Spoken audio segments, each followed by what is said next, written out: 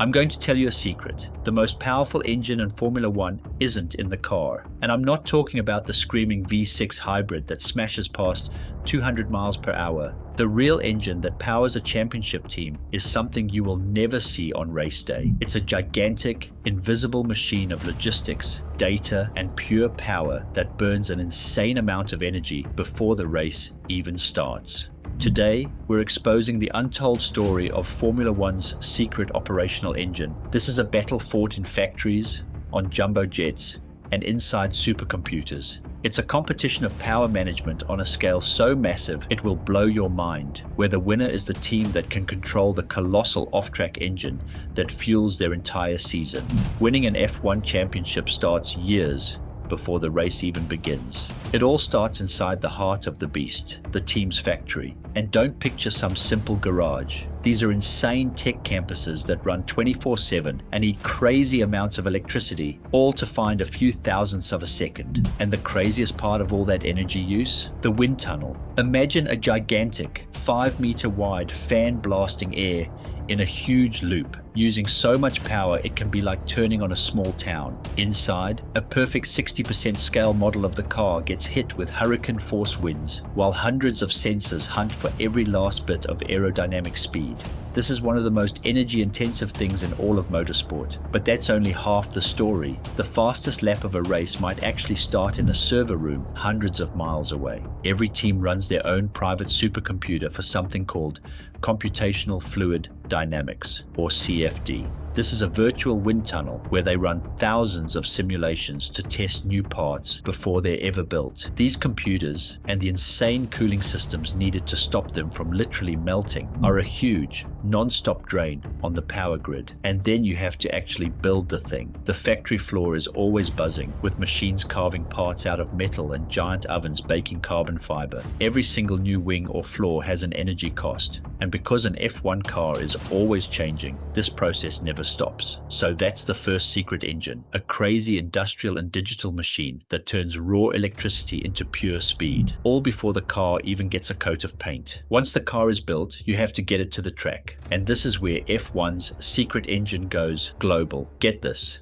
The actual race car engines, they account for less than 1% of the sport's total carbon footprint. The real energy monster is logistics, just moving everything around. Formula One is a giant traveling circus that moves thousands of tons of equipment across 5 continents. This massive puzzle is split in two, the European season and the flyaway races. In Europe, teams use fleets of trucks, but for races in the Americas, Asia, and the Middle East, everything goes on planes and ships. Teams pack their entire lives into huge containers and fly them around the world. And to handle this crazy challenge, teams have 2 of everything. While one set of gear is at a race, another identical set is already on its way to the next one, often by sea, which is slower but better for the planet. This logistical monster has become a huge focus for F1. The Mercedes-AMG F1 team, for example, teamed up with Petronas to run their European trucks on a special biofuel called HVO100. The team had huge success, running almost all their trucks on it and massively cutting their freight emissions. Formula One, with its logistics partner DHL, is also putting money into sustainable aviation fuel, or SAF. It often works with a book and claim system, where F1 pays for SAF to be used somewhere in the world, helping to make the technology bigger and cheaper for everyone. Every single bolt, every laptop, every single thing has to be moved around the globe. It is literally a race before the race, a ridiculously complex dance of planes, ships, and trucks that makes the entire show happen.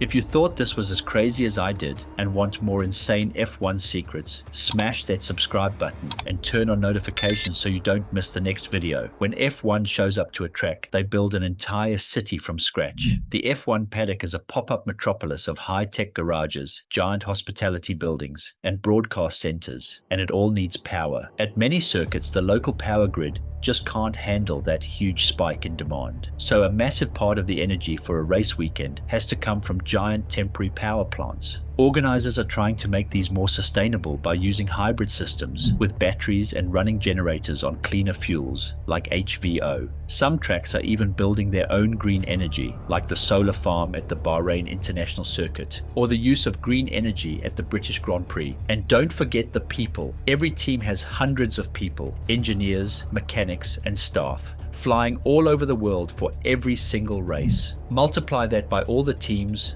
officials, and media, and the energy footprint from business travel is enormous. In fact, after logistics, it's one of the biggest parts of F1's carbon footprint, and that's not even counting the millions of fans. From the AC in the VIP lounges to the power needed to broadcast the race to millions, the energy it takes to just put on a Grand Prix is immense. It's another part of the secret engine, showing you the unbelievable scale of what it takes to make this sport happen. For decades, F1 was simple: burn more gas, go faster. But the future is a completely new game, a race for efficiency. This is all because of two things: the cost cap and the huge new rules coming in 2026. The cost cap changed everything. Now, if you waste money on an inefficient wind tunnel, that's money you can't spend on making the car faster. A wasteful factory isn't just bad for the environment, it's a competitive disadvantage. It's forcing teams to watch every kilowatt, turning efficiency into pure performance. This new mindset is perfect for the massive new regulations in 2026. The new engines will be completely rebalanced between the gas engine and the electric motor. The super complex and expensive MGU-H is gone. In its place, the power of the electric motor, the MGU-K, is being tripled to around 350 kilowatts, making smart electricity use more important than ever.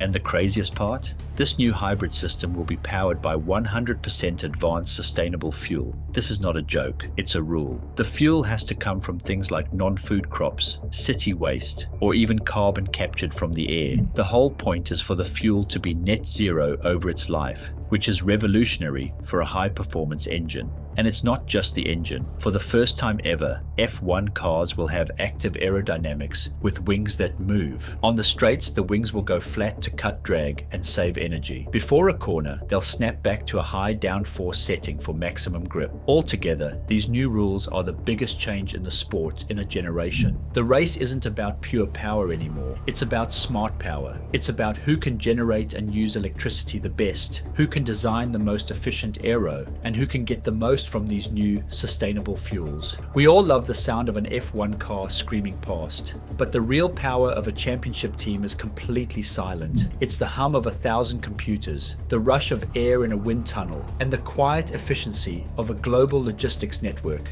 The championship is won long before the race starts. It's won by the team that best manages the gigantic operational energy that powers the whole sport. And while F1 has made real progress, reporting a significant drop in its carbon footprint since 2018, even as it has grown, the challenge is still incredible. The most powerful engine in F1 isn't in the car, it is the team, a complex, power-hungry machine of people, technology, and logistics. In this new era of Formula One, winning will go to those who can master this secret, invisible engine, proving that the ultimate race is for a smarter, more efficient, and sustainable future. What do you think is the biggest challenge for F1's sustainable future? Let me know in the comments below, and don't forget to like and subscribe for more deep dives into the world of Formula One.